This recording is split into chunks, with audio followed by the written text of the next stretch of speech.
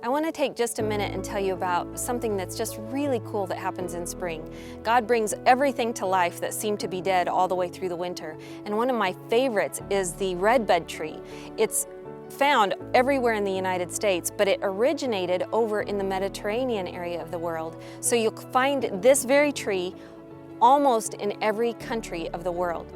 Now, there's a million things that make it special, but some of what makes it special is that it has these little red buds that actually pop right out of the trunk of the tree, not just the branches. And this is before anything else has come to life. You might see some daffodils and forsythias around you coming to life, but really this is one of the very first trees that gets flowers on it. And they pop out all over it, even on the trunk, and before there are even any leaves on the tree itself. So that kind of makes it cool.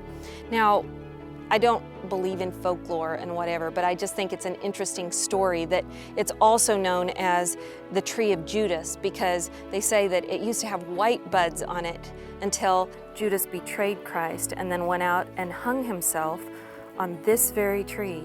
And that once that happened, that all the buds turned red. Now, I know that's just folklore. It's not in the Bible or anything like that. I don't even think it's true, but it's an interesting little story, and that's why sometimes you might hear it called the Tree of Judas. Anyway, one of the other things that makes it special is that almost every bit of it is usable in all kinds of different ways. You'll see baskets are made with the soft bark of it.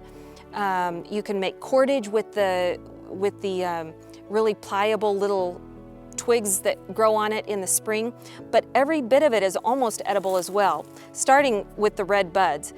It has these little red buds that grow on it, and the tree that we're looking at right now, we're in the wild in Tennessee, but you'll see the little red buds, and most of these are all the way open. You can eat them at any time. You can also eat the leaves, and you can see here on this one some of the little tiny leaves that are starting to sprout. As they grow, you can eat those, and then it also covers itself in these pods that almost look like peas. It's actually part of the pea family, the same kind of plant as the pea family. There are about 50 recipes or more that I've found that you can make with the red buds. You just collect them literally by hand. You don't even need a knife. Collect them off the tree. You can make, let me just think of a few of them. You can make redbud salsa. Just so you know what they taste like, they taste like kind of lemony, and then with just a smidgen of an onion aftertaste. I know that sounds weird, but just a smidgen of an onion aftertaste.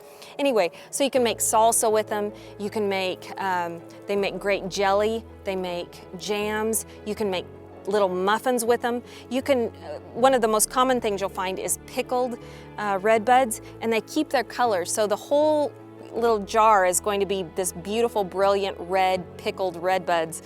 So I would encourage you to Google it, and you'll find a million recipes you can do with these.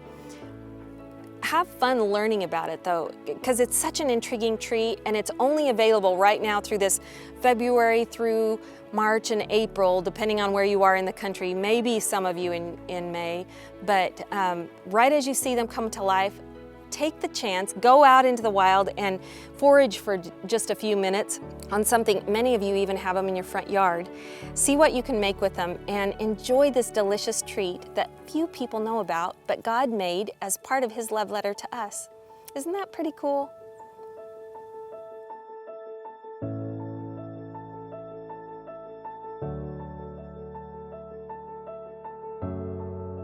Hey there, before you go, I want to share with you my very favorite verse in the entire Bible. It's near the front in the book of Joshua, and it's in the very first chapter, verse 9.